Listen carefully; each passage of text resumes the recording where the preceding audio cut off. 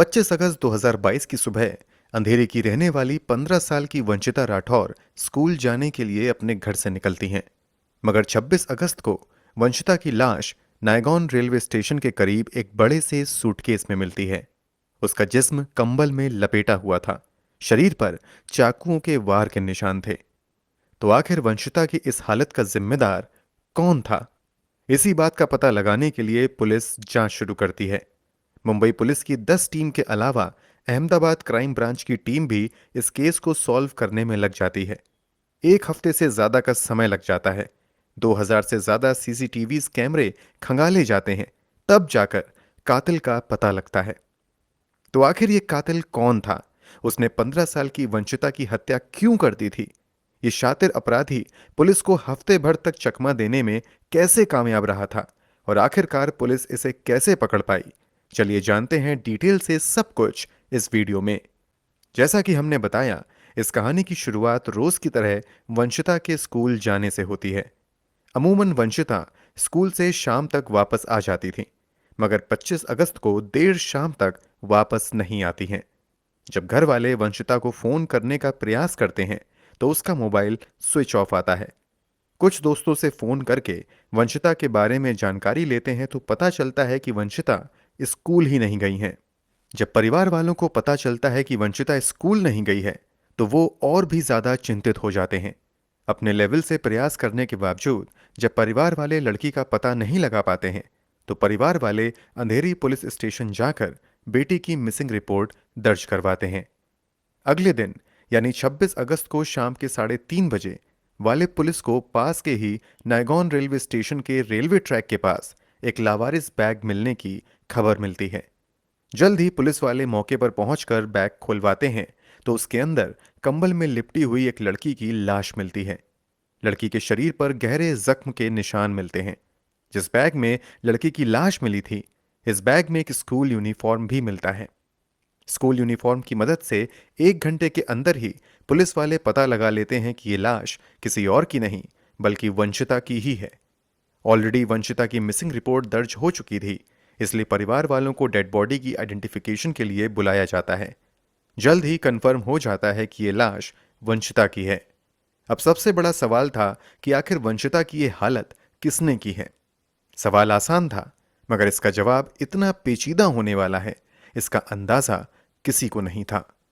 शुरुआत में तो लोकल पुलिस ही इस केस की जांच करती है, मगर 1-2 दिन ऐसे ही निकल जाते हैं। फिर इस मामले को सॉल्व करने के लिए मुंबई क्राइम ब्रांच की 10 टीम लग जाती हैं। सबसे पहले आसपास के सभी सीसीटीवी फुटेज चेक किए जाते हैं, जिस रास्ते से अमूमन वंशिता जाया करती थी।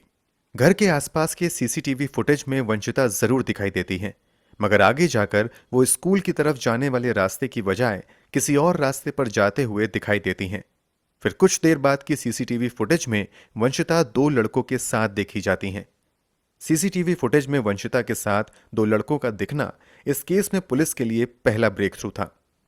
पुलिस वाले सबसे पहले इन लड़कों के बारे में जानकारी निकलवाते हैं तो पता चलता है कि ये दोनों ही लड़के अपने अपने घर से लापता हैं। अब पुलिस वालों को शक होने लगता है कि कहीं ना कहीं वंशिता वाले केस से इन दोनों लड़कों का कुछ ना कुछ कनेक्शन तो जरूर है। बस इसी के बाद पुलिस वाले उन लड़कों की एक्टिविटी को ट्रैक करना शुरू करते हैं। इन लड़कों का मोबाइल लगातार स्विच ऑफ आता है, इसलिए पुलिस वाले लोकेशन ट्रैक करने में भी कामयाब नहीं हो पाते हैं। शक होने लगता है कि ये लड़के कहीं शहर छोड़कर भाग तो नहीं गए हैं, इसलिए अब पास के रेलवे स्टेशन पर जाकर वहां लगे सीसीटीवी फुटेज की जांच करने का सिलसिला शुरू होता है। मुंबई के अलग अलग लोकेशन पर मौजूदा रेलवे स्टेशन पर जाना और वहां पर लगे हजारों कैमरों को चेक करना बड़ा ही मुश्किल काम था, मगर फिर भी पुलिस वाले इस काम को शुरू कर देते हैं। वंशिता के साथ शुरुआती समय में सीसीटीवी फुटेज में दिखे दोनों लड़कों की पहली तस्वीर विरार रेलवे स्टेशन पर लगे एक सीसीटीवी कैमरे में कैद हो जाती है। कमाल की बात यह थी कि 2 घंटे के बाद ये दोनों लड़के फिर से उसी स्टेशन पर दिखाई देते हैं। वहां से ये दोनों जोधपुर एक्सप्रेस में बैठते हुए दिखते हैं। अब पुलिस वाले इस लीड को फॉलो करते हुए जयपुर तक जाते हैं। यहां भी सैकड़ों सीसीटीवी फुटेज की जांच की जाती है। पता चलता है कि ये लड़के जयपुर से जोधपुर और फिर वहां से अजमेर जाते हैं।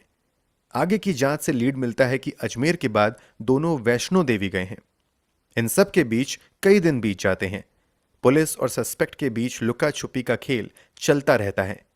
पुलिस वाले जब वैष्णो देवी जाकर वहां इन दोनों लड़कों की एक्टिविटीज को ट्रैक करते हैं तो पता चलता है कि अब ये लोग वहां से पोखरण गुजरात चले गए हैं। जब दोनों सस्पेक्ट गुजरात में एंट्री कर लेते हैं तो अब अहमदाबाद क्राइम ब्रांच की भी मदद मुंबई पुलिस लेती है। अहमदाबाद पुलिस की मदद से पता चलता है कि दोनों लड़के अब पोखरण से पालनपुर नाम की जगह की तरफ चले गए हैं। यहां तक पहुंचते हुए एक सप्ताह का समय बीत चुका था। पुलिस वाले अब तक अहमदाबाद से अजमेर के बीच 2000 से ज्यादा सीसीटीवी फुटेज की जांच कर चुके थे। इन फुटेज में एक बात कॉमन थी कि इन लड़कों के पास लड़की का स्कूल बैग मौजूद था। जब दोनों सस्पेक्ट पालनपुर पहुंच जाते हैं तो गुजरात पुलिस लोकल इन्फॉर्मर को एक्टिवेट कर देती है और दोनों सस्पेक्ट की तस्वीर देते हुए लगातार इन पर नजर रखने और इनसे जुड़ी एक एक जानकारी देने को कहती है। जल्दी पुलिस वालों को टिप भी मिल जाती है कि दो सस्पेक्ट में से एक पालनपुर गांव के ही अपने एक रिश्तेदार के घर देखा गया है। इस गुप्त सूचना के आधार पर उस रिश्तेदार के घर पर छापेमारी की जाती है, मगर हमेशा की तरह पुलिस के पहुंचने से पहले ही सस्पेक्ट वहां से लापता हो जाता है। हालांकि कुछ ही समय बाद पुलिस को फिर से अपने एजेंट से जानकारी मिलती है कि दोनों सस्पेक्ट पास के ही एक लॉज में रुके हुए हैं। इस इंफॉर्मेशन के आधार पर 1 बजे रात में पालनपुर के ही एक लॉज में स्थानीय पुलिस स्टेशन की एक टीम छापेमारी करती है और फाइनली इन दोनों सस्पेक्ट को वंशिता की हत्या के एक सप्ताह बाद धर दबोचा जाता है। मामले की जानकारी मुंबई पुलिस को भी दे दी जाती है। कागजी कार्यवाही पूरी करने के बाद दोनों ही सस्पेक्ट को मुंबई पुलिस के हवाले कर दिया जाता है। गिरफ्तार किए गए सस्पेक्ट की पहचान 21 साल के संतोष मकवाना और 21 साल के ही विशाल अंभावने के तौर पर होती है। दोनों ही लड़के स्कूल ड्रॉप आउट थे और छोटे मोटे काम करके जैसे तैसे अपना जीवन काट रहे थे। मुंबई पुलिस इन दोनों को हिरासत में लेकर पूछताछ शुरू कर देती है। इस दौरान दोनों ही आरोपी हैरान कर देने वाला खुलासा करते हैं। पुलिस को दिए गए बयान के मुताबिक आरोपी संतोष मकवाना और वंशिता आपस में दोस्त थे। इन दोनों की दोस्ती सोशल मीडिया के जरिए हुई थी। कुछ दिनों की बातचीत के बाद दोनों का मिलना जुलना भी शुरू हो जाता है। खुलासे के मुताबिक 25 अगस्त 2022 को भी संतोष हमेशा की तरह वंशिता को मिलने के लिए बुलाता है। स्कूल के बहाने वंशिता घर से निकलती है, मगर वो संतोष के साथ चली जाती है। रास्ते में ही संतोष का दोस्त विशाल भी मिल जाता है। फिर ये तीनों विशाल के घर पर चले आते हैं। पुलिस के एक सीनियर अधिकारी के बयान के मुताबिक संतोष और वंशिता कई घंटे एक साथ बिताते हैं। यहां तक तो सब कुछ ठीक चल रहा था, मगर जब वंशिता जाने लगती है तो वो संतोष से कहती है कि भविष्य में वो अब उससे नहीं मिलेगी, क्योंकि वो इस रिश्ते को कंटिन्यू नहीं करना चाहती है। पुलिस को दिए बयान में संतोष द्वारा किए गए खुलासे के मुताबिक वंशिता के मना करने के कारण दोनों के बीच विवाद शुरू हो जाता है। ये विवाद कुछ ही मिनट में इतना गहरा हो जाता है कि कमरे में संतोष का दोस्त विशाल भी आ जाता है। संतोष पास में खड़े अपने दोस्त को इशारा करके वंशिता पर चाकू से हमला करने के लिए कहता है। संतोष का आदेश मिलते ही विशाल एक के बाद एक कई बार वंशिता के पेट पर चाकू से कर देता है। वंशिता भाग ना जाए और वो जोर से चिल्लाए ना, इसलिए संतोष जोर से उसका मुंह बंद करने के साथ साथ उसे जोर से पकड़ कर भी रखता है। इतना ही नहीं, अगले ही पल संतोष विशाल के हाथ से चाकू लेकर खुद ही वंशिता के शरीर पर हमले करने लगता है और ये हमले तब तक जारी रखता है जब तक कि वंशिता की सांसें नहीं थम जाती हैं। जब वंशिता मर जाती है तो विशाल और संतोष मिलकर पहले तो वंशिता का स्कूल ड्रेस चेंज करके विशाल की शर्ट और पैंट उसे पहना देते हैं। फिर कमरे में रखे एक कंबल में वंशिता के शरीर को अच्छे से लपेट देते हैं और एक बड़े से ट्रैवल बैग में किसी तरीके से वंशिता के शरीर को उसी बैग में रख देते हैं। लाश को बैग में छिपाने के बाद दोनों घर के बाहर आते हैं और पास के ही एक ऑटो रिक्शा को भाड़े पर बुलाते हैं। फिर ऑटो पर ही बैग रखकर विले पार्ले रेलवे स्टेशन आ जाते हैं। यहां पर दोनों बैग के साथ विरार स्लो ट्रेन पर चढ़ते हैं। आगे ये नायगॉन स्टेशन पर उतरने से पहले 5:30 पर स्टेशन से ठीक पहले झाड़ियों के बीच एक ब्रिज के नीचे चलती ट्रेन से उस बैग को फेंक देते हैं। आगे ये दोनों वसई के लिए दूसरी ट्रेन पकड़कर चले जाते हैं। पुलिस के मुताबिक ये दोनों आरोपी वसई पहुंचने के बाद नई जीन्स और शर्ट खरीदते हैं। पास के ही एक सैलून में जाकर बाल कटवाते हैं और एक नए लुक के साथ वसई से विरार चले जाते हैं। इस तरीके से एक जगह से दूसरी जगह ये दोनों सफर करते रहते हैं और आखिरकार पुलिस की पकड़ में आ ही जाते हैं। इन खुलासों के बाद इन दोनों की ही निशानदेही पर पुलिस वाले पालनपुर से ही एक घर में छापेमारी करके इन दोनों का मोबाइल भी बरामद कर लेते हैं। इसके अलावा वंशिता का ड्रेस, स्कूल बैग इत्यादि भी यहां से मिलता है।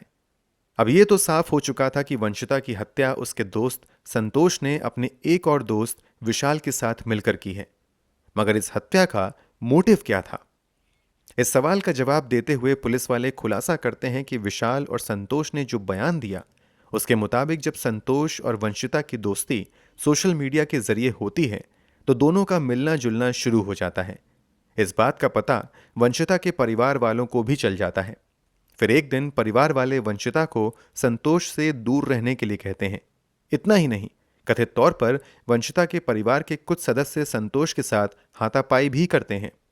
वंशिता के परिवार वालों द्वारा किए गए दुर्व्यवहार से संतोष का ईगो हर्ट हो जाता है। अब वो इस बेइज्जती का बदला लेने का फैसला करता है और फिर इस प्लान में अपने दोस्त विशाल को भी शामिल कर लेता है। चूंकि संतोष ने बदला लेने का पक्का इरादा कर लिया था, इसलिए वो वंशिता को किसी तरह अपने जाल में फंसाए रखता है। इस बीच वो विशाल के साथ मिलकर इस हत्याकांड को अंजाम देने की प्लानिंग में भी लग जाता है। ये सब कुछ करने के लिए अच्छे खासे पैसों की भी जरूरत थी, इसलिए संतोष एक दिन मौका पाकर अपने मां की ही गोल्ड का मंगलसूत्र 2 लाख में पास के ही एक ज्वेलरी शॉप पर बेच देता है।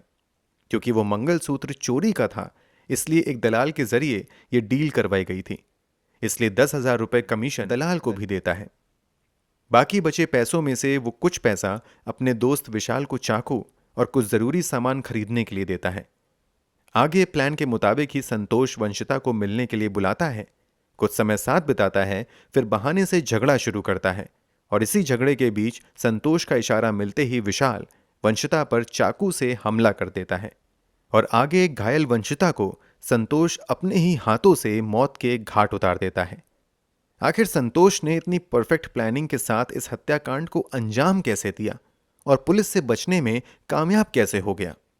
इसके जवाब में संतोष बताता है कि वो पिछले काफी समय से लगातार क्राइम पेट्रोल जैसी सीरीज देख रहा था। इन्हीं सब चीजों को देखकर उसे क्राइम करने और फिर क्राइम से बचने का आइडिया आया और इस भरोसे के दम पर उसने इस हैवानियत को अंजाम दिया।